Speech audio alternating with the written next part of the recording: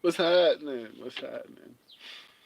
I need to be a little bit more consistent with my streams. I'm trying. At least this week, uh, I did final predictions, but I think I'm going to stop doing that. I'm just going to focus on watch alongs and upsets predictions. I think that's what I'm going to try and do a little bit more consistently, and and maybe work on creating new kind of streams, right? It shouldn't just be us having a conversation about like upcoming fights. So I think starting next week, I'm going to introduce something new. Obviously, watch alongs are still going to be part of the channel. I enjoy those. Those are super incredible. Upsets predictions, obviously. Shot McGee, welcome to the stream, my guy. You and those emojis, like, I told you about those emojis. Um, let me cook. Are you joining him? I mean, guys, don't do that. Oh, my buddy cooking, man. What's up, guys? I appreciate that. I appreciate that. But I think it's too soon for you guys to be calling me the goat, man. So yeah, I'm going to try to introduce a couple of things. I think recently I haven't been consistent because I don't feel like a lot of you like the full card predictions as much as you like the upsets predictions. So the things that I'm going to keep right now are going to be upsets predictions and watch alongs, and then I'm going to introduce new streams like starting next week. Um, I'm trying to actually see like what's going to be very fruitful and interesting to you guys. So starting next week, the only predictions I'm going to be doing is upsets predictions, which I'm going to be doing live. But I'm going to start adding new live streams, but only on Monday and Wednesday. So I'll see what I can do a little bit more consistently. Let me read your comments before I start the upsets predictions. Let's get some bread tomorrow. We will. Yeah, yeah, man. And tomorrow I'll be joining you. Unless South Africa doesn't spoil my plans. Like they have a tendency of doing messed up things, but so far they've been well behaved. So hopefully they continue to be well behaved and they don't take our electricity. I need to be monetized so that I don't have these problems. Anyway, um, I'm going to do upsets predictions. I can't wait for tomorrow. I enjoy streaming with you guys. I saw Rizla was like, nah, I'm not gonna change my name until like we. It's more fun when we do it in the live stream, and I honestly agree. I haven't been doing them for too long, but like whenever I don't live stream with you guys, or rather stream watch along with you guys, it feels like a part of me is missing. So I'm looking forward to tomorrow. It makes the fights a little bit more exciting. Anyway, let's get to the upsets. First fight on the card: Modestas Bakauskas versus Rafael Sequeira. Obviously, my subscribers and I went with Modestas Bakauskas. Um, Modestas Bakauskas is the favorite at minus 225, and Rafael Sequeira is the underdog at plus 260. Do I think an upset is possible here? This card is full of close fights that Philly losing. I don't know. I don't think so.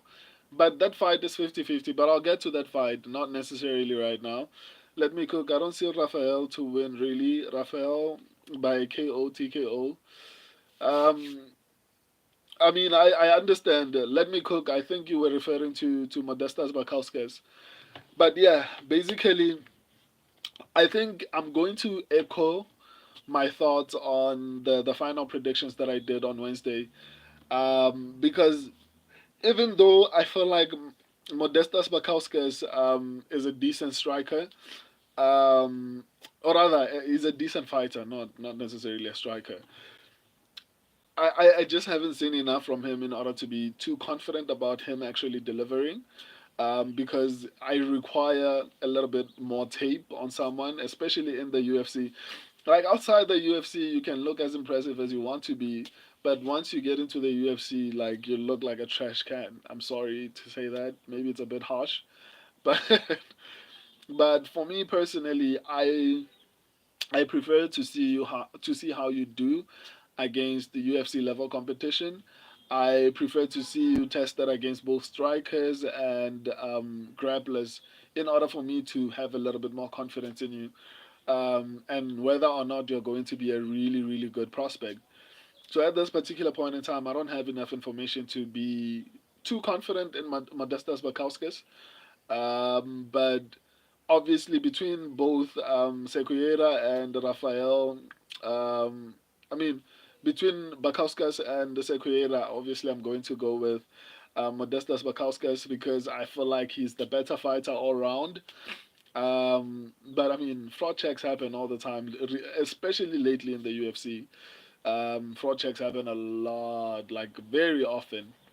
But in this particular fight, I think Modestas should dominate. It's not surprising to me that he is a minus 325 favorite.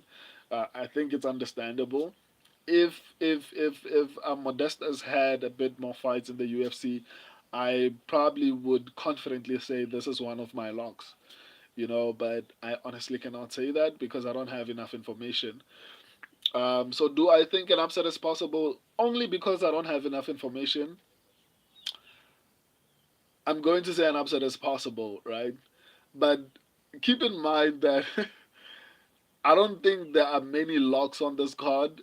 If there's any fight that I might lean towards as a favorite, or rather as a mid-level confident pick, it might be this one, unfortunately. Even though I still feel like an upset is possible. But if you were to ask me which fight I would feel a little bit more confident in out of the 12 fights that are on the card, I think Modestas Bakauskas is one of the few fights that I feel like, okay, this guy probably is going to win this particular fight. I'm still going to stick by my guns and say an upset is definitely possible here, because obviously it's not tested. Um, I would like to see him fight a little bit more talented competition, but I think he should win this one. So yeah, an upset is possible. Before I move on to the next one, let me try and respond to you guys. Let me cook. No, no, I write wrong. I think Rafael loses. Yeah, no, let me cook. I understood you. That's why I even corrected you before you even posted it. I understood you, my guy. Um, Elder Reyes, Matsumoto getting fraud checked. Yeah, man. For me personally, you guys are making me break down fights before I even get to them. I'm going to get to the Matsumoto fight. I'm going to get to it. Right now, I'm still in the prelims, so bear with me a little bit. Short McGee. Brazilian dude is a huge equator. I mean, he might be a huge creator, but he has like a good physique. So which tells me he's a bit more athletic, and that's not a good thing because if that guy just decides to put in a little bit more effort, I mean, he could shock us. Like the way he's built, he has the capacity to actually produce an upset. I don't want to lie. Because with a guy built the way he is, it just requires him to actually put in a little bit more effort in the gym, and like we could see an upset. That's why I'm not too confident in Modestas Bakauskas, even though I still do feel like he should definitely win this fight. I'm not going to go out on a limb and say, well, I'm confident, right? I'm not gonna say I'm confident, but I think Modestas Bakauskas should win. But like I said, I feel like it just takes him making a little bit more effort. I mean, Rafael Sequeira, it just takes him making a little bit more effort, and an upset is possible. He has the body of an athletic person. It just requires a little bit of effort. Um, let me see. Let me cook. Just look Rafael's fight. He just fighted with dudes 0-2 or worse. Okay, I'm trying to make his point, but man, you guys are just trashing this guy. Um, Shoshat McGee ate one punch and said,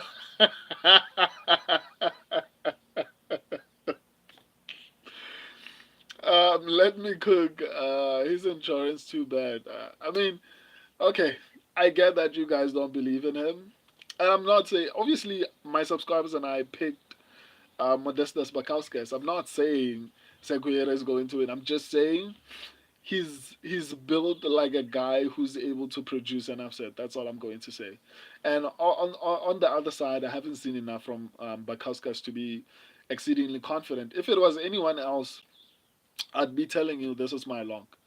But at this point, unfortunately, I can't say I feel too confident. Watch him get the ticket. I mean, it's possible. It's possible, man. Anyway, an upset is definitely possible here. On to the next one, Nursul Tan Roziboya versus Eric McConaughey Cole.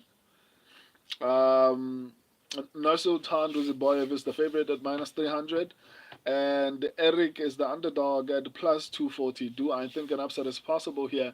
Here's my biggest issue with this particular fight, right?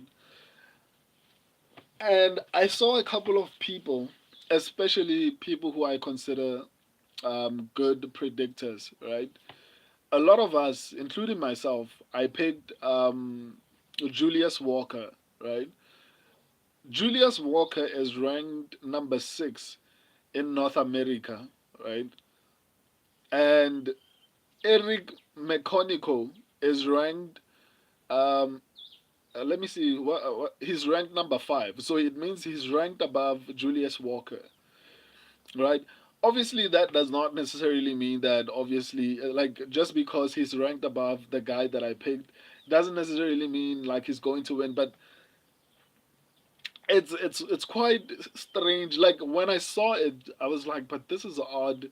If I have so much confidence, not necessarily so much confidence, but I'm going to explain why I picked Julius Walker. Salom, how are you, man? So I'm still torn a little bit, to be honest, because I saw a couple of channels like quality predictors. Like I'm not talking about everyone who just predicts fights. I'm talking about good predictors, right?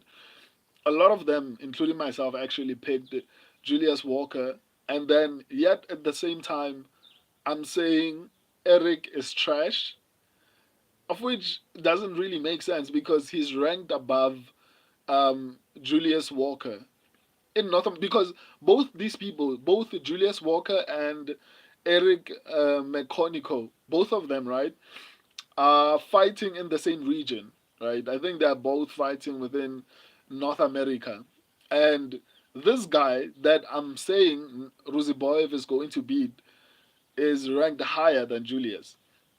So to me, right, when I came back, as I was trying to convince myself that I'm right, what I said was, okay, let me compare their opponents. I think that's probably where the issue probably comes. I think Ruziboyev is a little bit more of a finisher. I think Ruziboyev has the height, the reach, and the technical striking. A little bit, he's not too great, but when you compare Alonzo Manifield and Nursultan Ruziboyev, that's when I'm like, oh, okay, maybe that's why I picked Julius Walker because I felt like what do you call him, Alonzo Manifield, especially combined with the fact that combined with the dude who coaches him, I think that's probably the issue with why I even eventually decided to go with Julius Walker. I'm breaking down a fight I haven't gotten to, but I think this was very important for me to actually highlight because both these people are fighting in the same region in North America, and this guy that we're busy saying Roziboyev is going to knock out in the first round, because I've seen a lot of people in the comment section say first round knockout, first round knockout, which is highly possible. But all I'm saying is it's not just my opinion. If maybe I was the only person, Shawshot McGee is not having this.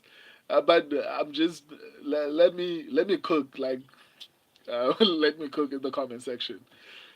Anyway, so all I just wanted to highlight was the fact that uh, keep in mind that there are good predictors who picked Julius Walker to win, and Julius Walker is ranked lower than Eric McConical, right? That's all I'm going to say, right? With that being said, I think I made the point with Ruziboyev. Let me come back and focus to on this particular fight, right? I went with Ruziboyev, obviously because of the UFC experience, obviously because of the height, finishing abilities. Um, Let me see what those guys' finishing abilities is. Okay, 78%, not that great. Okay, not too bad, but I mean, he's fighting Ruziboyev with a 94% finishing rate. Um, and Ruziboyev actually lost to Joaquin Buckley. I mean, you can make the argument for Ruziboyev that he was depleted, obviously because of his size. He shouldn't even have been fighting at welterweight. It didn't even make sense. So it made it a little bit more challenging for him to actually have any success in that particular division, which is honestly crazy to think that he even attempted to do that. But in any case, maybe you can make the point that he was maybe depleted. I'm just not as high as I was on Ruziboyev after seeing the fight with Cedricus Dumas, and obviously after he lost to Joaquin Buckley. But the interesting thing is in the fight between Ruziboyev and Joaquin Buckley, I remember picking Joaquin Buckley as I was doing my predictions. You can check them. The nice thing about the channel is you can just go back and reference what I'm saying. So I remember picking Joaquin Buckley. So I'm not too impressed with Nasultan Ruziboyev. But still, I still think he has the ability to actually get it done here.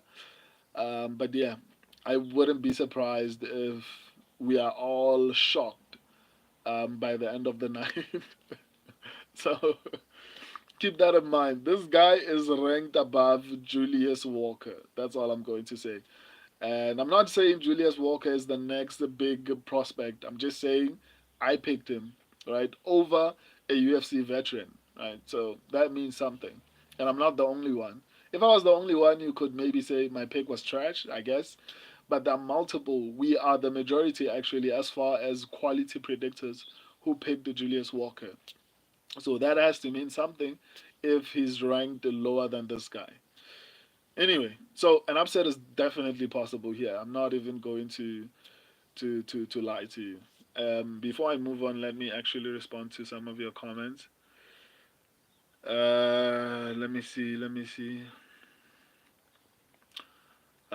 His and Jordan's too bad, dude. Okay, no, I'm thinking you're talking about Rafael Sequeira. I honestly understand that, man.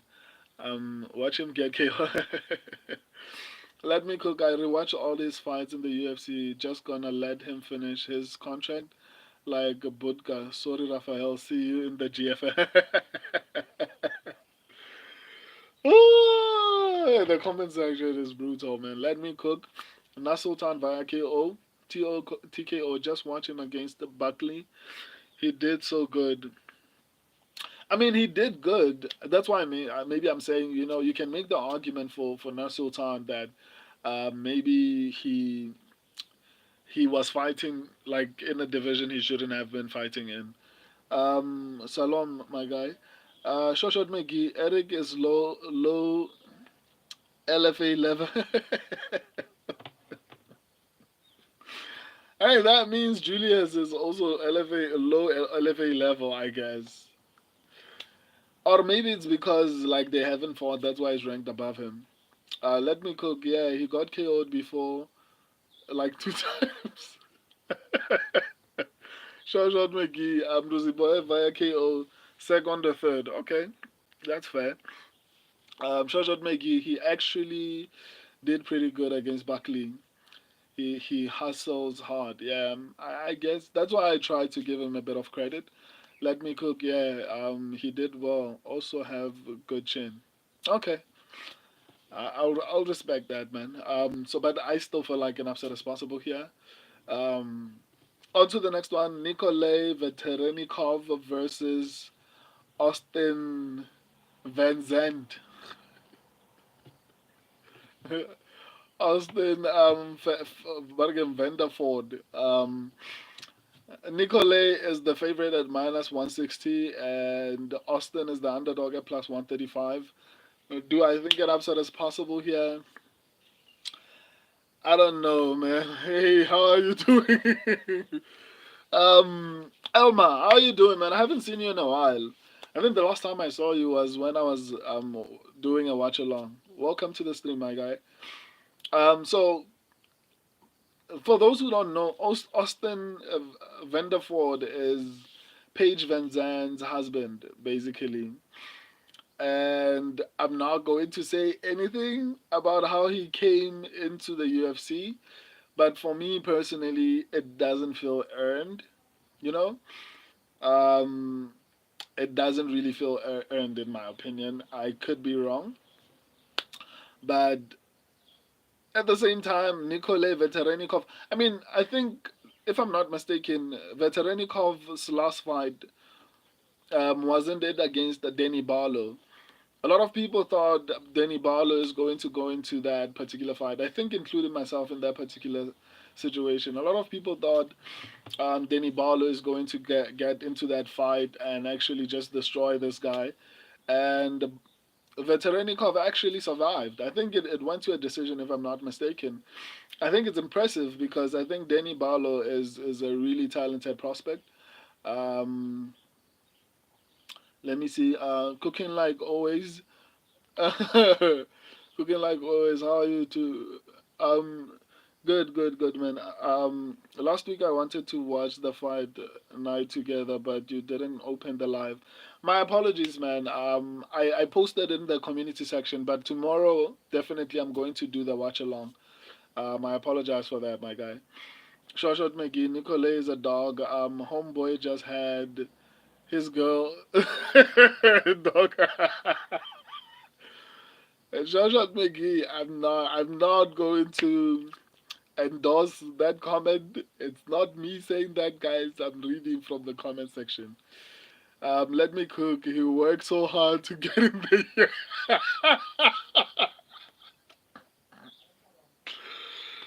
Elma, thank you, mate. I'm doing all right. Okay, I appreciate that.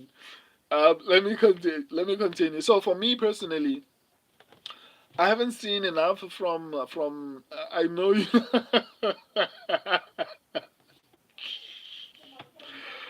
Ah, so Austin Vanderford, I mean, I think he's a former Bellator champion or something like that, if I'm not mistaken. So it must mean he's a bit good. But I think Nicolay's performance against Denny Barlow for me was a bit more impressive. I think actually Nicolay actually worked his way into the UFC. I don't feel like Austin had to go through the same thing, in my own opinion. I'm not going to endorse what Joshua McGee said, but I think this was a favor. It's kind of like Antonio Trocoli, right? He's dating Mackenzie Dern. I mean, he didn't deserve to be in the UFC. If it wasn't for Mackenzie Dern, I don't think he would have been in the UFC. So I think it's the same situation. Now he got a title shot at Bellator, but we all know.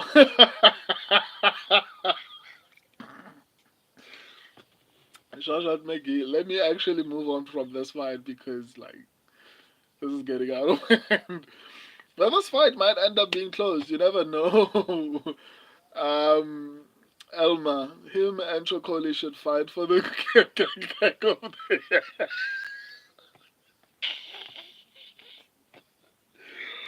Oh, yeah, him and Chokoli should actually be best friends because I mean they got into the UFC because of who they're dating. I don't know what happened, but All I'm saying is, for me personally, it doesn't look, because they're not. So far, maybe I'm judging Austin hard because I haven't seen his performances. But Chokol is terrible. Like, he doesn't deserve to be in the UFC. Right? He's not a good fighter. Maybe Austin might surprise me. I guess we'll see. But I was impressed. I was impressed with Veteranikov's performance against Danny Barlow, and that means a lot more to me. So it makes sense why he's a slight favorite, but it's odd to see that he's a minus 160.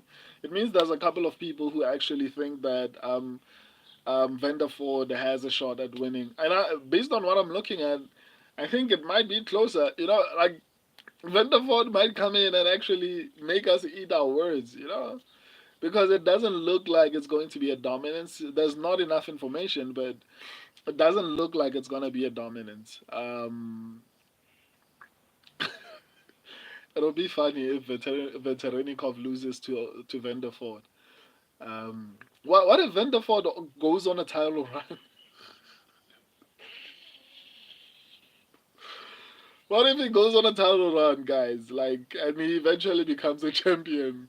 What are you guys going to say? Austin is actually okay. All jokes aside, yeah, yeah, I won't be surprised if he wins. Yeah, that's honestly why I'm like, honestly, I think an upset is possible here. Um, but I still don't like how he got into the UFC. But yeah, I think he has a shot at actually getting the upset. The upset.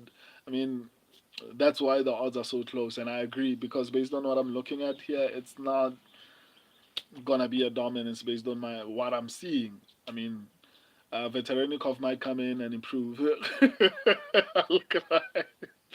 It's possible. Who knows? On to the next one. So far, every fight that I've actually went through, an upset is definitely possible. On to the next one. Ricky Simon versus Javid Basharat.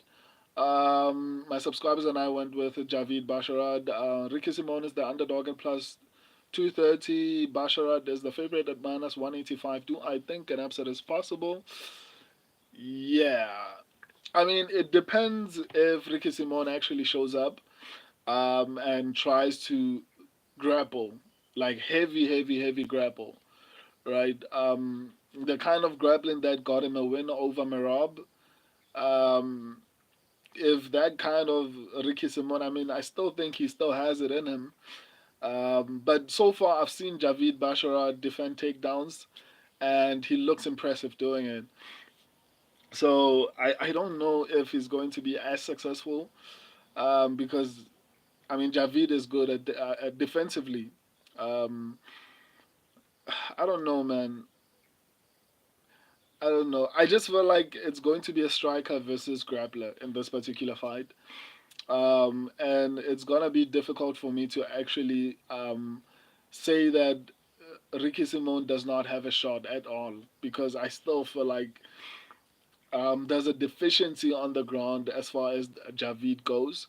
Um, I haven't seen enough from Javid for me to be able to be exceedingly confident in him. I know that he's a good fighter, but I think for me, this might be the fight that's going to tell me if he is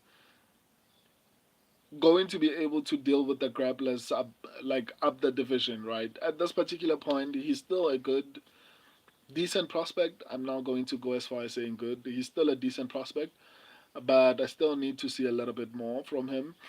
So yeah, I mean he has good takedown defense if he can manage to avoid getting taken down. Because I think that's where Ricky Simone is going to have a bit of success. And Simone is a stocky guy, man. He's muscular and short. So and Javid on the other hand looks very skinny. So I mean we might see a situation where Javid is trying to get off the ground the whole entire fight.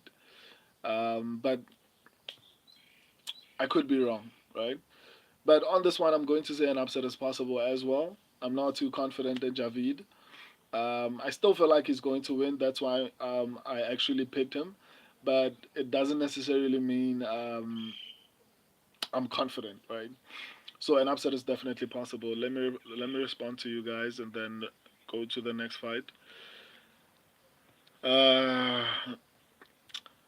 Elma, I saw today some Pitbull guy, a former Bellator champion who debuted in the UFC versus Yair Rodriguez. Yeah, I heard the news. I should start reacting to major news, but I don't know. I don't like chasing trends.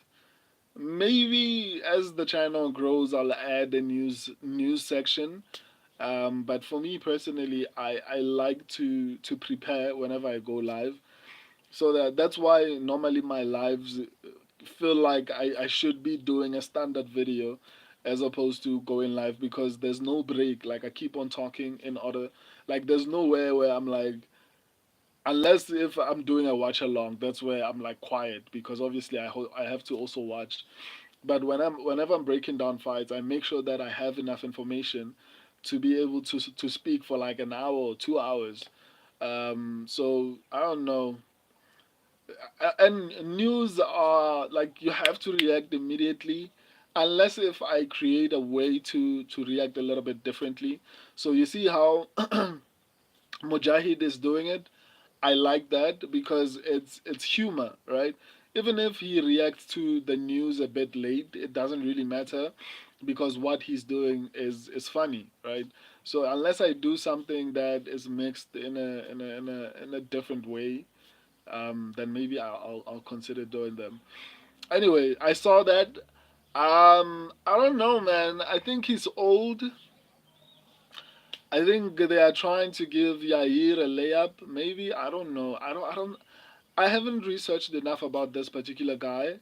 I think after tomorrow, that's when I'm going to maybe start looking into that guy. But I don't know. I feel like Yair is going to win that fight, man. I think the UFC like the fact that Yair is in the top five.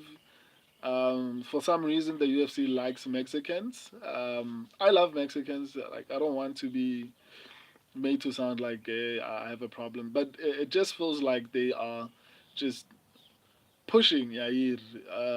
And I don't know, man. He lost to Brian Ortega twice, didn't he? Oh no, he lost to the first time it was an injury. The second time he actually lost. That's not a good look, man. That's not a good look. Even though I think I picked Brian Ortega if I'm not mistaken. Did I pick Brian Ortega? I think I picked. I'm not sure. I think I picked Brian Ortega. But still, it was a bad look for him to lose to Brian Ortega now, because Ortega is very slow now. But I mean, what am I saying? I picked Brian Ortega to beat Diego Lopez. So what am I saying even? Like, but yeah, I mean, for me personally, I don't know, man. I don't think Yair is that bad. The guy I think is like 37 years old, so to me it doesn't really make much sense except that the UFC is trying to give him a layup. I don't think he's going to lose that fight. Elma, do you have some clue who is this guy? No, not so much, but I think he was a decent fighter. I mean, if you are a Bellator champion, it requires a little bit of effort. I mean, look at Usman Nomagomedov. I think if Usman Nomagomedov came into the UFC, he would definitely be ranked. I don't know where, but he would definitely be ranked. So I mean, Michael Chandler is not great, but he's one of the older champions, right? Um, which I think this is where this the era that this guy's coming from.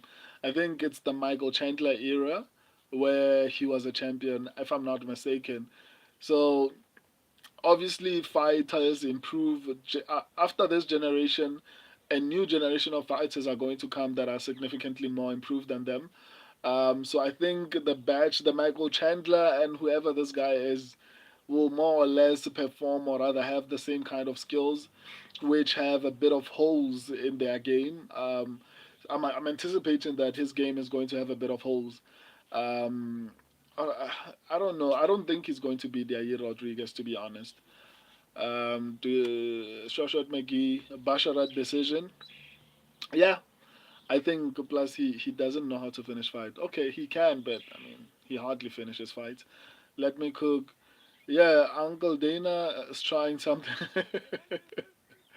Let me cook. Basharat decision. Ricky is a dog, but Basharat will win by decision. I think safest way. This fight is betting on fight goes the decision. Yeah, I guess that makes sense. Shoshot McGee, Basharat has great footwork and pretty good takedown defense. Alma, definitely decision, but value doesn't worth the bet. Yeah, I mean, and it's also risky in my own opinion. Ricky live in the first round. Yeah, I mean, if he has success in the first round, I could see him having a bit of success in the second. I mean, cardio, wrestling drains cardio if you are the one who has more cardio. So it depends. If he can get him down, then it's gonna be a problem, especially if he can get him down the first round. Let me cook, yeah, but if Ricky turns into Mario Batista in the middle of the fight, upset Lou. I mean, it's possible. That's one of the reasons why I'm like, I think an upset is definitely possible. Yeah, Elma, honestly, at this odds, I would take Simone. Yeah, um, I'm not too confident in Simone either. I mean, that's why I picked Javid Basharat. I'm just saying. I mean, I wouldn't be surprised if Simone somehow finds a way to win. Elma, Farid Basharat is the guy at the bantamweight, not Javid. Okay. But what did I say? Did I say he was at What did I say though? Jonald Mendoza. What's up, man? I just got here. I'm late. Nah, it's cool. Welcome to the stream, my guy. I'm still at the prelims. So don't be too hard on yourself. I'm trying to actually avoid the piling up messages, and then by the time I respond to them, the people are no longer in the stream. So I'm trying something new. Hopefully, it's actually working. Um, Walter D, I got Petty beating Chandler, and I'm not high on Petty either. Yeah, I'm also not high on Petty. I'd have to do a little bit more research on that one. Um, but yeah, that sounds very logical. I could see myself picking Petty Pimblett. It's not an official thing, but I could see myself picking Petty Pimblett. I got Alex beating Ankalaev. I mean, that's also possible. Alex Pereira looks sensational, but ultimately, Father Time is Father Time, and I think he's turning 38 or something this year. Eventually, it has to run out. Obviously, he's training with Glover Teixeira, so maybe he has until 40 before he starts to decline. I don't know, but Father Time is Father Time ultimately. Even at light heavyweight, it still catches up to you. But we'll just have to wait and see when I do my predictions. Let me cook. Petty not gonna beat the Chandler. He gonna experience what the Dan Hooker experienced. I mean, Chandler looked good in his previous fight, so that could be the case. Oh my, Petty's striking is so awful comparing to Chandler's. That's true. That's true. Which is why I was so upset that what do you call him? Bobby Green tried to wrestle the guy, but I mean, if Bobby Green is wrestling, I know it's an IQ decision. It's a low IQ decision, but in the first few exchanges, Petty looked decent. I don't know. I guess we'll see. I guess we'll see. But anyway, let me move on to the next fight. Mansoor Abdul Malik versus Nick Klein. My subscribers and I went with Mansoor Abdul Malik. Malik is the favorite at minus 560, and Nick Klein is the underdog at 410. Do I think an upset is possible here? Um, yeah, man. I think this is gonna be a tricky fight where a lot of people are expecting Mansoor to have the advantage on the ground, and I feel like Nick Klein might be able to hold his own there.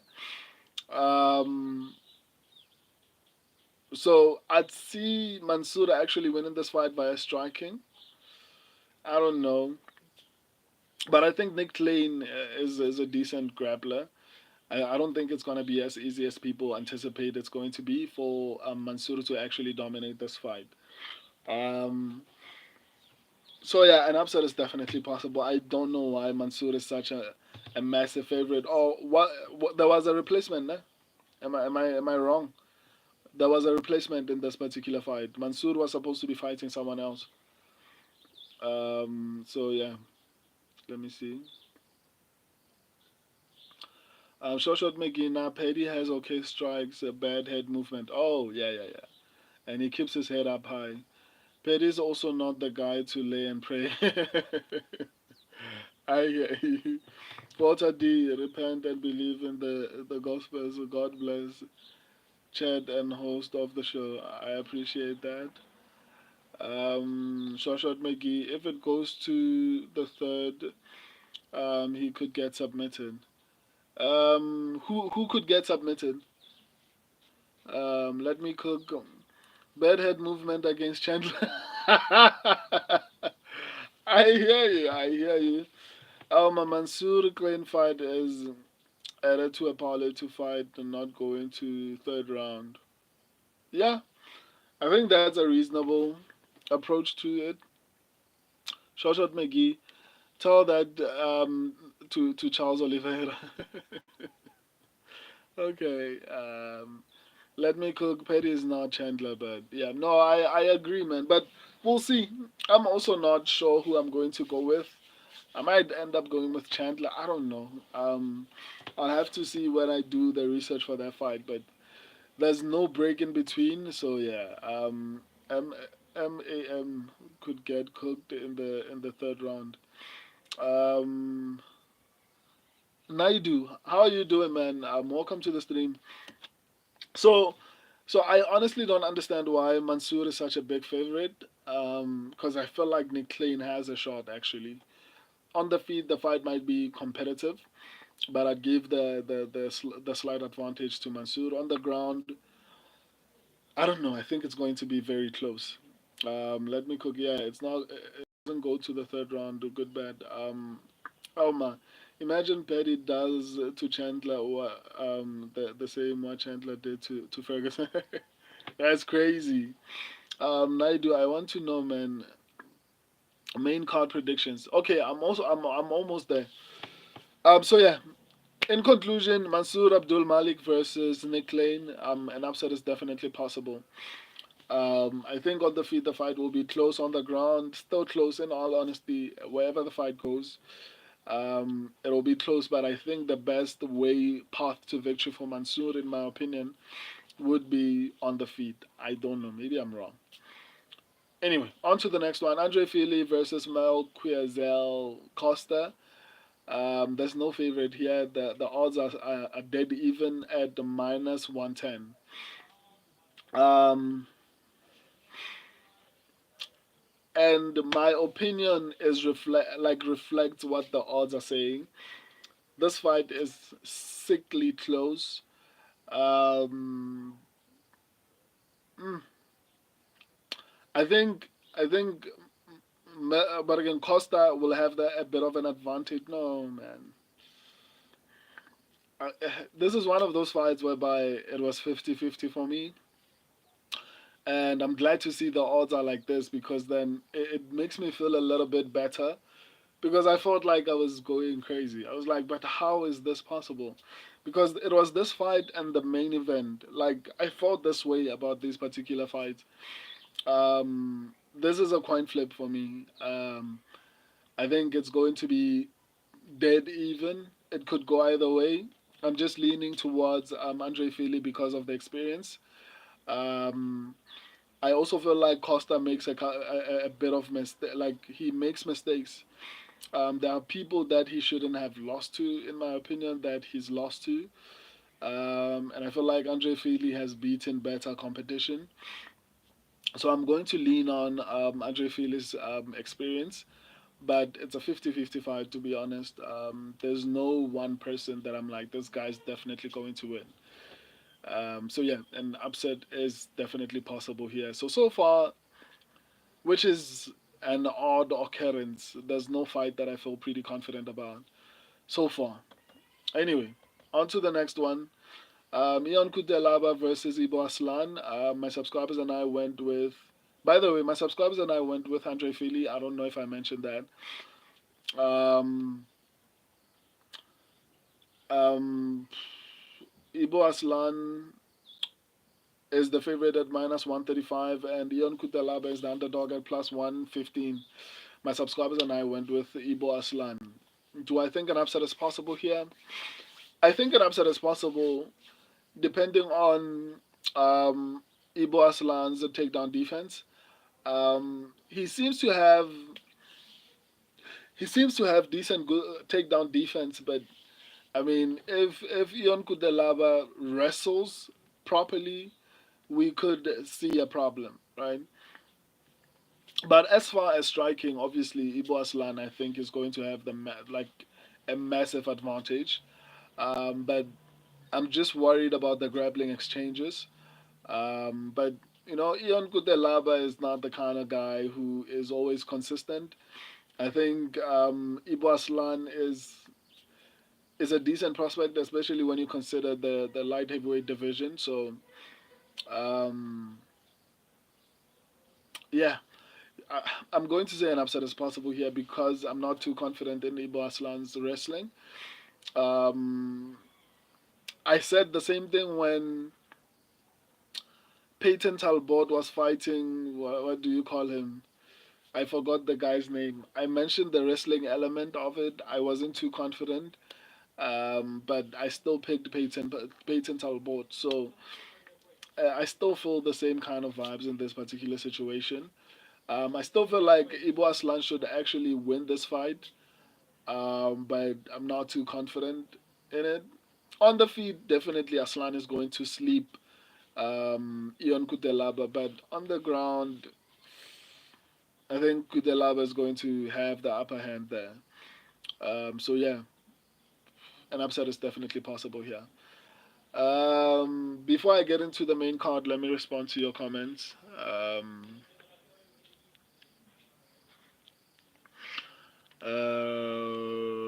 Let me see.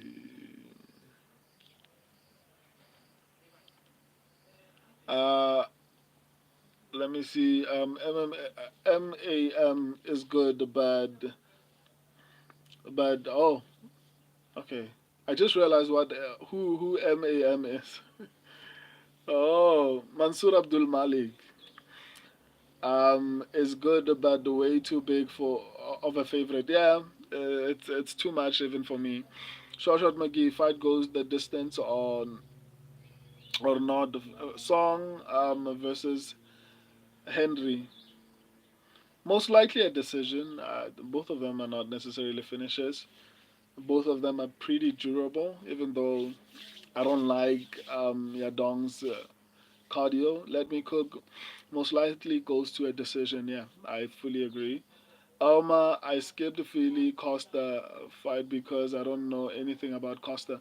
Costa is a decent fighter. He just makes some questionable decisions sometimes. I think if he can put everything together, he could be like a decent prospect. But he makes dumb decisions sometimes, which cost him fights that he shouldn't be losing, in my opinion. But he's pretty athletic, And I mentioned this a couple of days ago. So his athleticism might be a little bit of a problem, but we'll see. Um, Shoshat McGee, Touchy Feely gets the W, underrated fight IQ. I agree. Let me cook. I got Touchy Feely too. Okay. Elma also will be rooting for Philly. Okay, it seems like it's unanimous. Everyone is going with Touchy Feely. Bro, I bet much on Ibu Aslan and Anthony Pale. Damn, don't bet too much, man. But I think Ibu Aslan and Anthony Hernandez should actually win. So, but this fight for me is 50-50, but I'm still leaning towards Andre Fili, to be honest. Shoshat McGee, Ibo on that, the Thailand, the Bam Bam sauce. Bam Bam sauce. He's on the sauce. Let me cook. This is Ibo's biggest test. He is from my native country, but don't bet too much on him. Um, kind of where is Ibo Aslan from, man? Let me cook. I never actually. I know that Shoshod McGee. There's so many of you guys. I know that Rizla is from UK. I think Shoshod McGee is from Los Angeles, if I'm not mistaken. Is it Los Angeles, LA, somewhere there? I don't know, but I know it's the United States. Let me cook. Where are you from, man? I don't know where Ibo Aslan is from.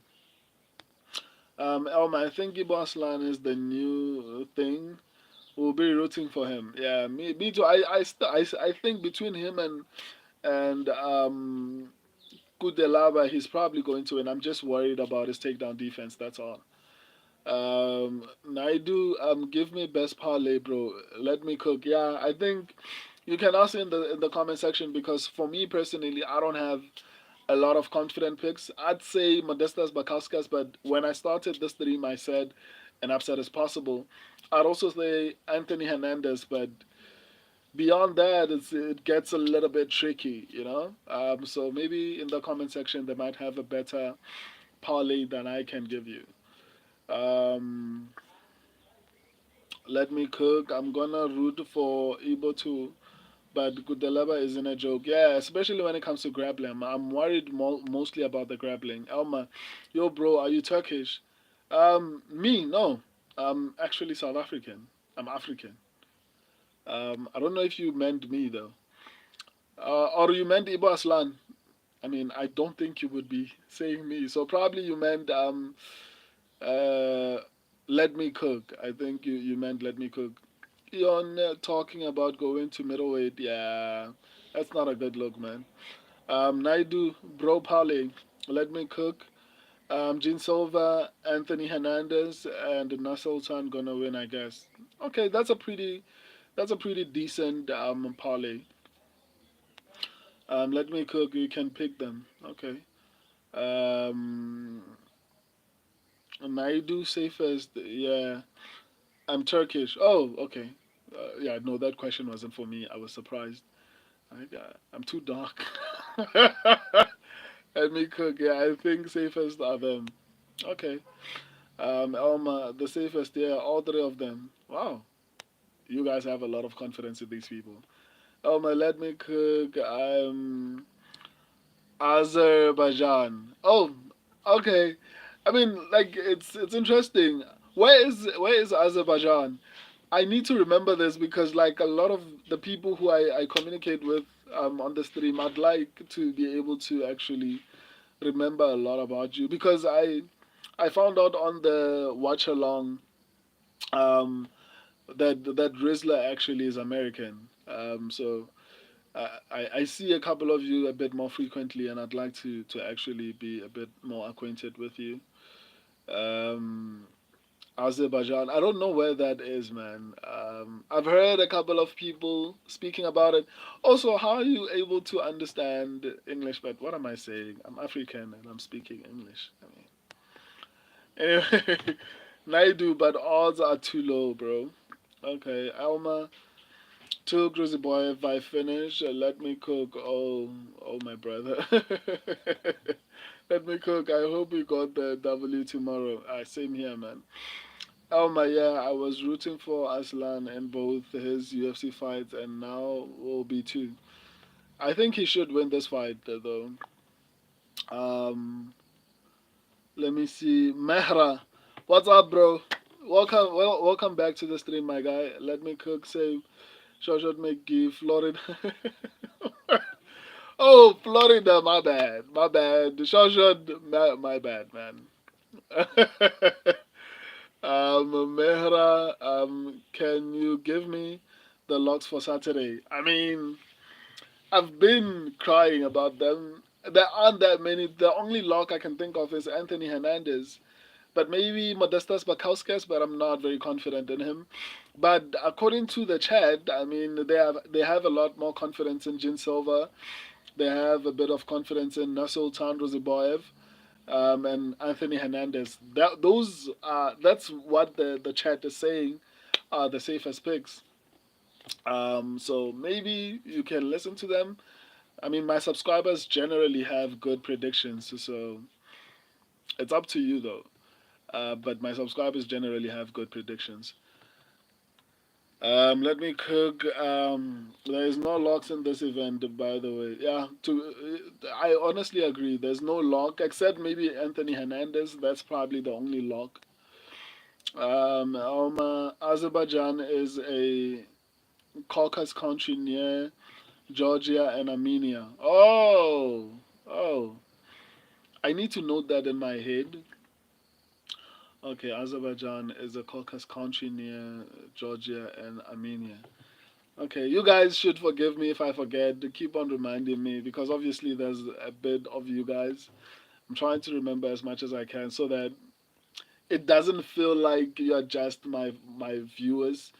Like I want to feel like I'm talking to my friends, not just people who follow me, right? Especially if you are consistently on the live stream. And near Turkey also. Oh, okay, that's interesting. Rafael Vaziv and Nazim Sadikov both from Azerbaijan. Oh, yeah, that's why I'm like, yeah, I know. I think I knew about Nazim Sadikov. He did really well last week. If I'm not, yeah, I think so. I didn't actually know about Rafael Faziv.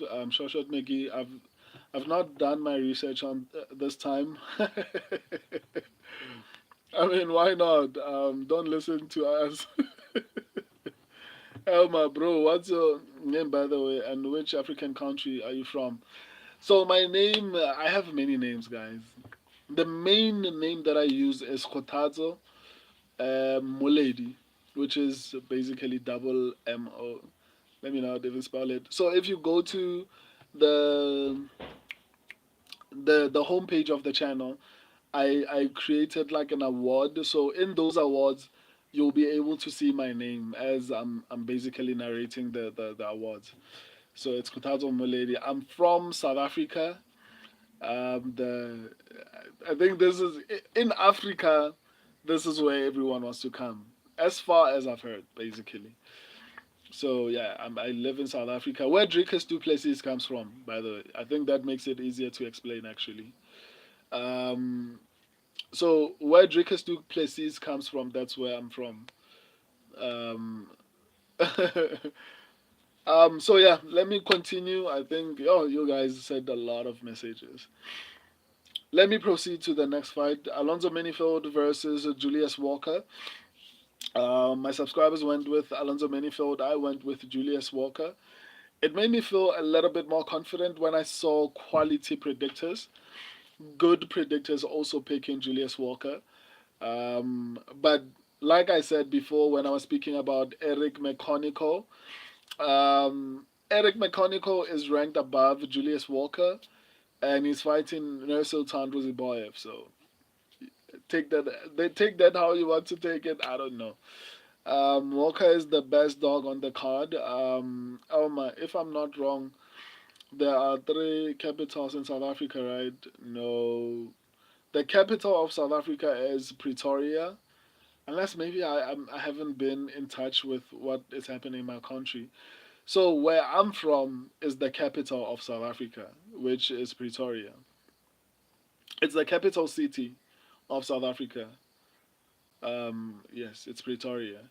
So unless maybe I'm not up to date with some of the things that are happening in the country. But as far as I know, my home city, where I'm from, is the capital of South Africa. Let me cook. Yes, by far he is the best dog. Maybe Cejudo. Yeah, I'd say. I'd say Cejudo is also a good underdog. Alma, Cape Town. Also, I heard no, no, no, no. Cape Town is not the capital. They want it to be the capital, but it's not. Maybe actually let me. Someone in the chat actually Google the capital of South Africa before I look stupid on my live stream. So actually, Alma, if you can just Google the capital of South Africa, just so that I haven't. To my knowledge, you're making me second guess myself. To my knowledge, Pretoria is the capital of South Africa. Obviously, there's a lot of politics in South Africa. Cape Town is like its own city. They want to be their own country, so maybe that's why you've heard that there are many capitals in South Africa. But as far as I know, Pretoria is the only capital of South Africa. Anyway, Short McGee Walker has the range and the wrestling advantage. Yeah, I mean, and he also has the finishing ability, which is basically 100%. But he hasn't been fighting the best competition. Um, I mean, I mean, in comparison to Eric McConical, I think the competition that he's been fighting is pretty decent. Not great, but pretty decent. His last opponent was 20 and 11. The opponent between before that was 7 and 5. Before that 6 and 1. Before that 0 and 3. Before that 3 and 5. So after 3 fights, it gets bad. Um, um, so so yeah, I mean, for me personally, I don't like Alonzo Manifield's coach. Um, I feel like he is the reason why Thagros is declining. Um, I also feel like he doesn't give insightful information in between rounds. So as soon as I saw that this was his coach, I was like, okay, I'm not picking Alonzo Manifield.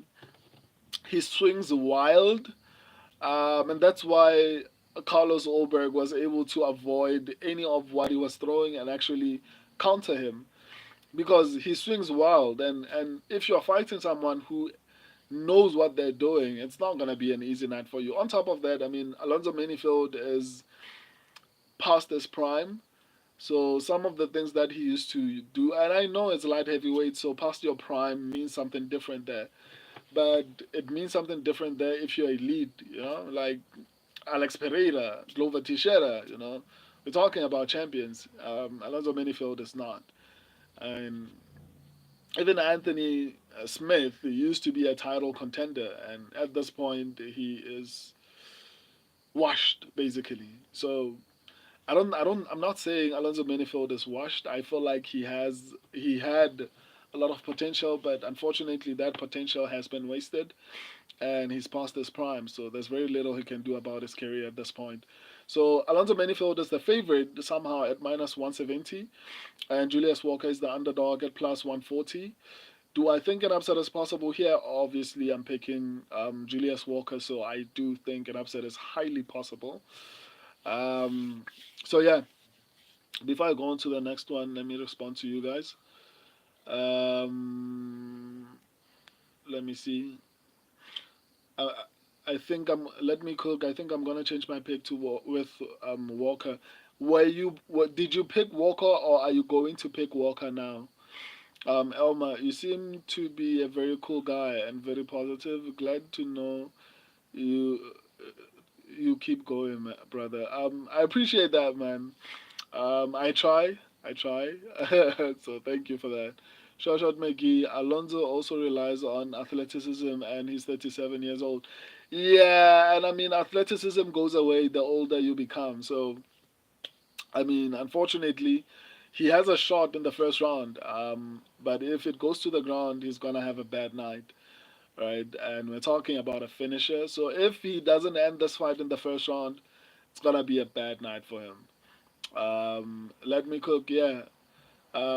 And the two bad KOs, yeah. Elma, this fight could go either way, but I'm leaning towards Manifold.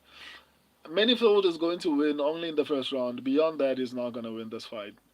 If it goes past the first round, just know it's over for him. So an upset is definitely possible. That's why I picked Julius Walker. On to the next one, Gene Silva versus Melsik Bagdasarian.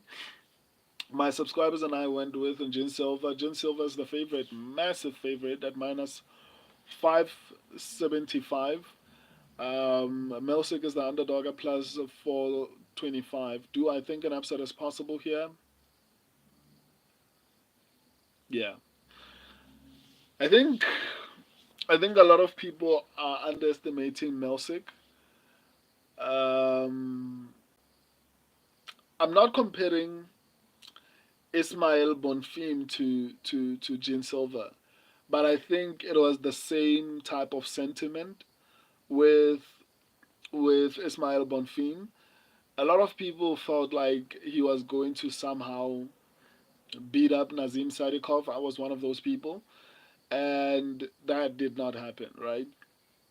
I'm still going to pick Gene Silva, but like I said, and I remember saying this when I was doing my final predictions on Wednesday. I remember saying that Mauricio Rufy, when he was fighting James Lontop, a lot of people were like, Mauricio Rufy is going to run through this guy, he's going to beat up this guy, and a lot of people were confident. And I was like, I don't think so.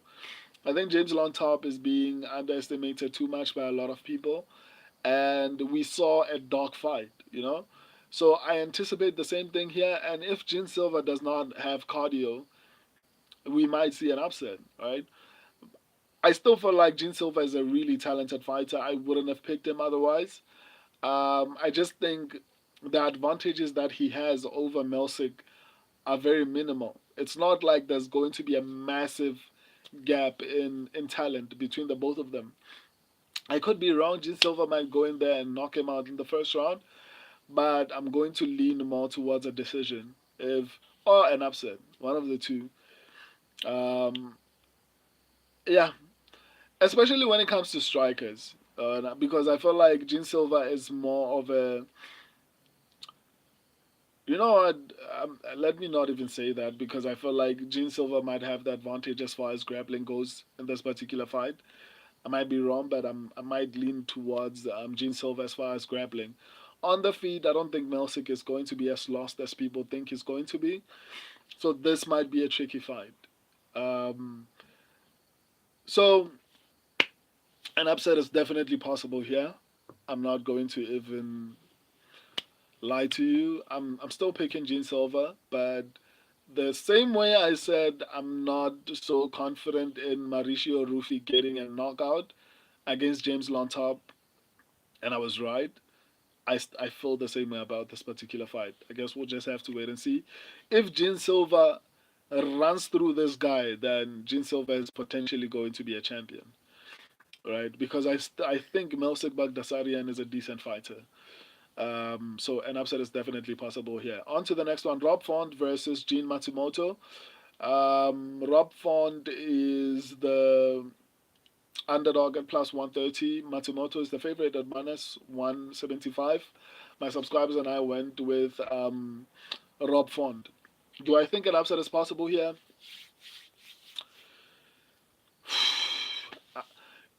Two things.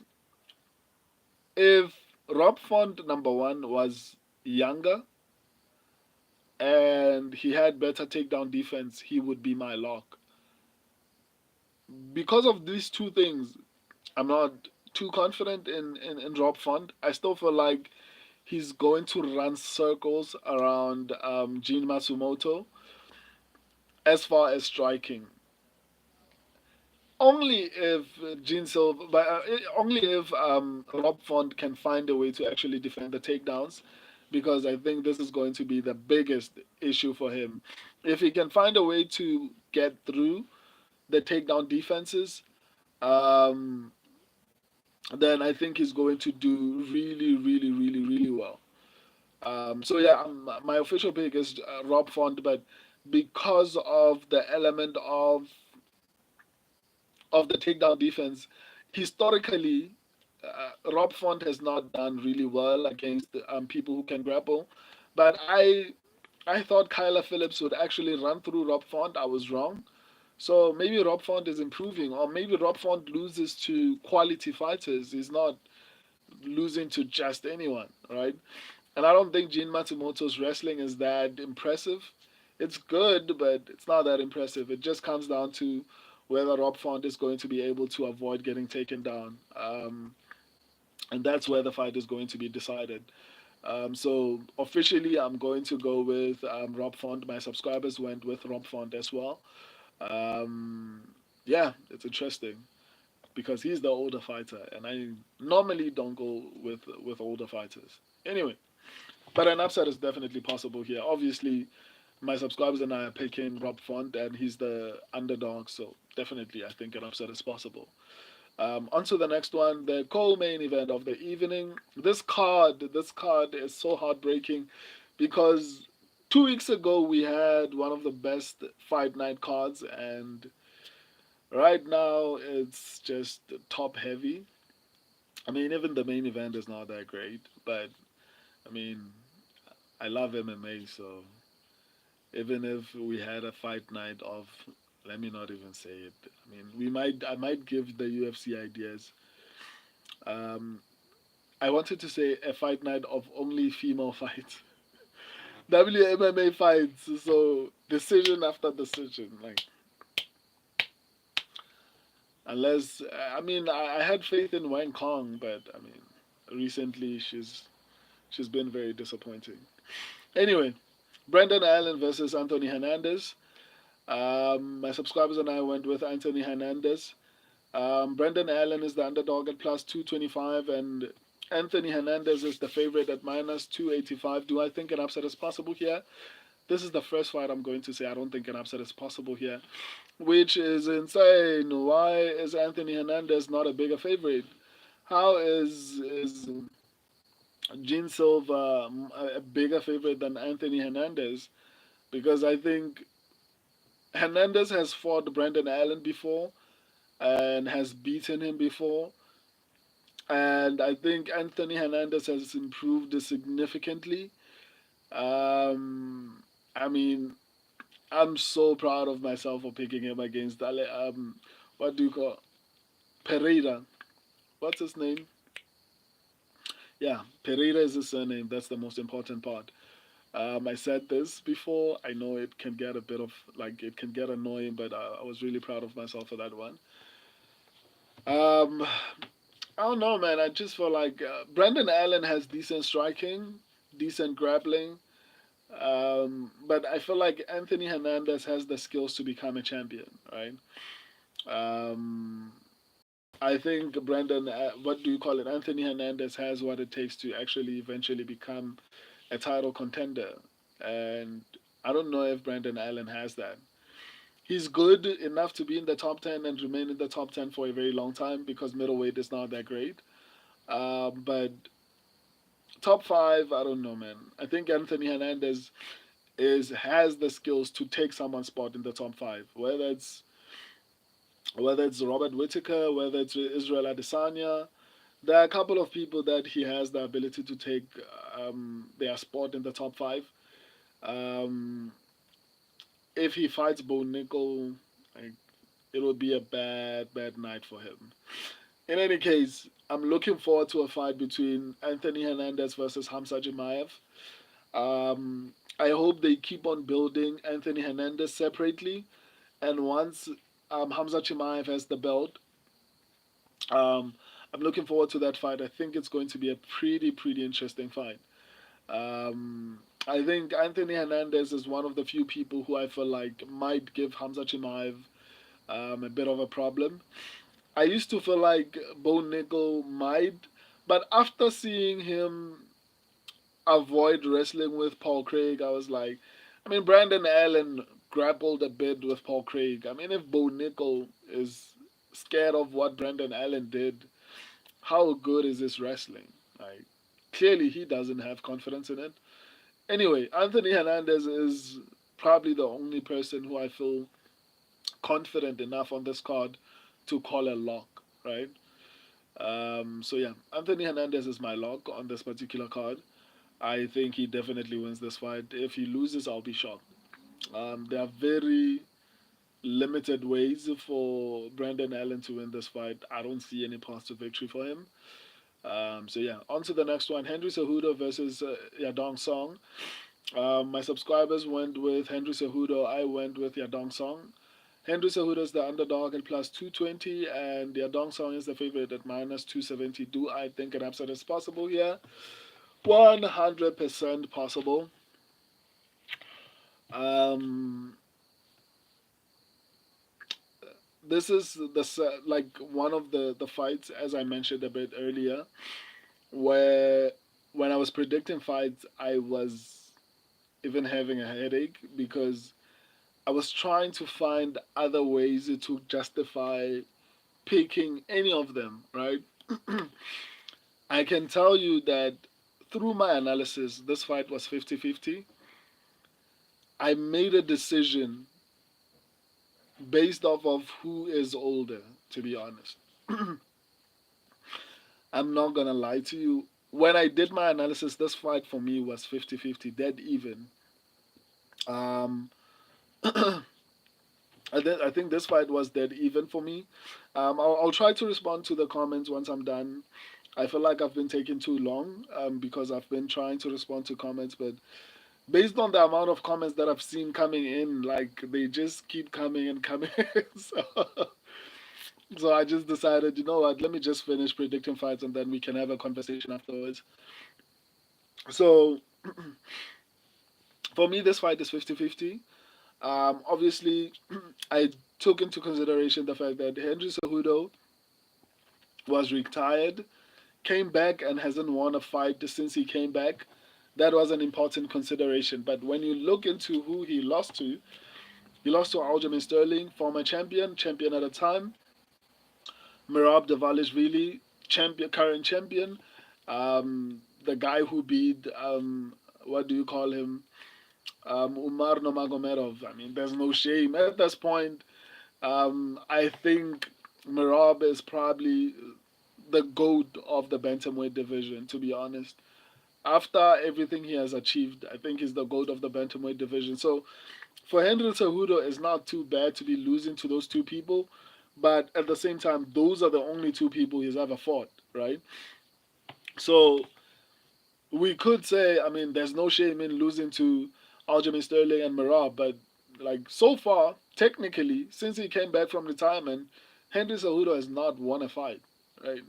So until he proves me wrong, I'm not gonna pick him.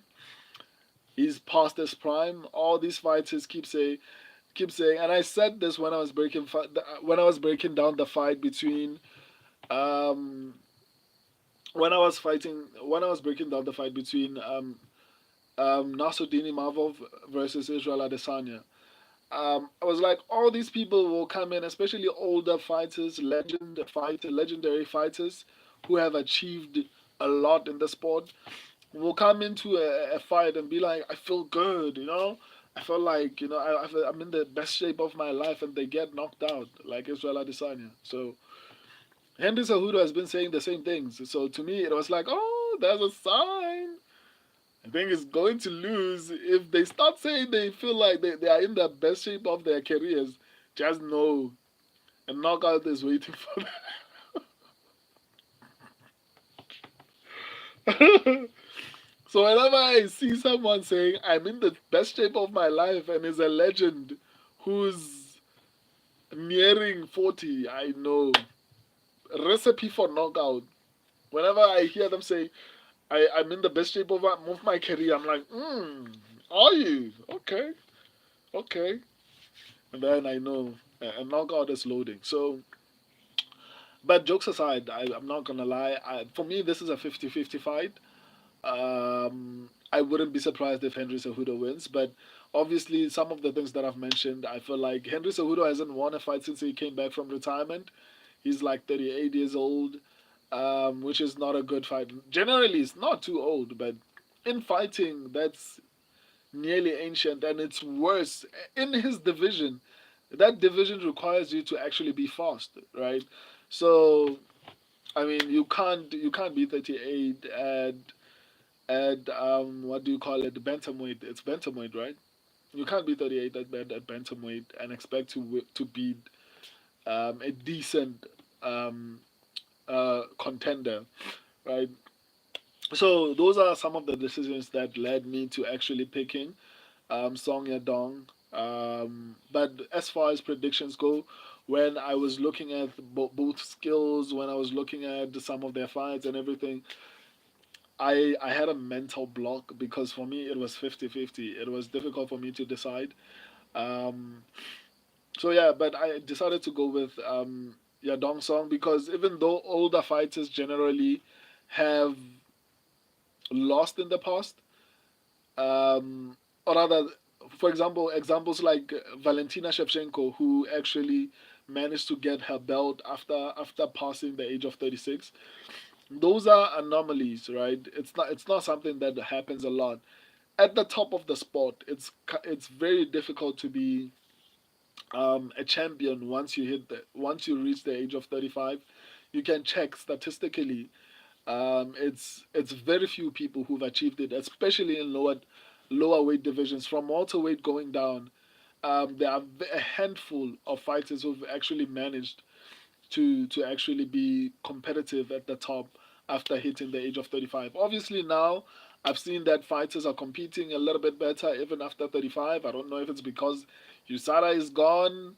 Maybe there's a bit of leniency on 1, 2, 3, 4, 5. I don't know, but for me personally, I still feel like um, Henry Cejudo is fighting at championship level, and at his age, I don't feel like he's going to be successful. Hearing him talk about a championship run, a title run, I don't think that's smart. He should be chasing legacy fights. Maybe he should be trying to fight, what do you call him? Davison Figueiredo. I know they train together, but they are more or less the same age. That is a massive fight, and they are basically both legends, former champions. That makes a lot more sense. Try to fight people like, what do you call him? Cody, Cody Garbrandt. Yeah, I mean, obviously Cody Garbrandt is still a little bit younger, but he seems a bit washed. So those are, but he's still a bit of a star. So those are the kind of fights that he should be trying to get, and not trying to chase championship because it's not gonna go well for him. Because if he tries to become a champion, he has to fight young fighters, and it's not gonna be nice, in all honesty. So I don't know, man. I don't think Henry Cejudo. After saying all of this, I don't know. I feel a little bit more confident in my pick in Song Yadong. But in all honesty, I still feel like this fight is going to be significantly close. Um, yeah, that's all I have for today. I see a lot of people are saying tomorrow, guys. I apologize. I want to read all your comments, but you know what? Let's have an in-depth conversation tomorrow when I do the watch along. So if you're going to watch the fight live, join me on the stream, and then we can have a conversation. You can ask anyone in the comment section. I respond to every single comment when we're doing the watch along. Right now, with these kind of videos, it's because I did a bit of research, so I have to give you guys the research that I did. And right now it's a bit late. I have to go do a couple of things. So any questions you might have had for me, we'll jump into them a little bit more in depth tomorrow, when we watch the fight together. Until then, I love and appreciate all of you. Thank you for joining me. See you guys tomorrow. Until next time, deuces. Ciao.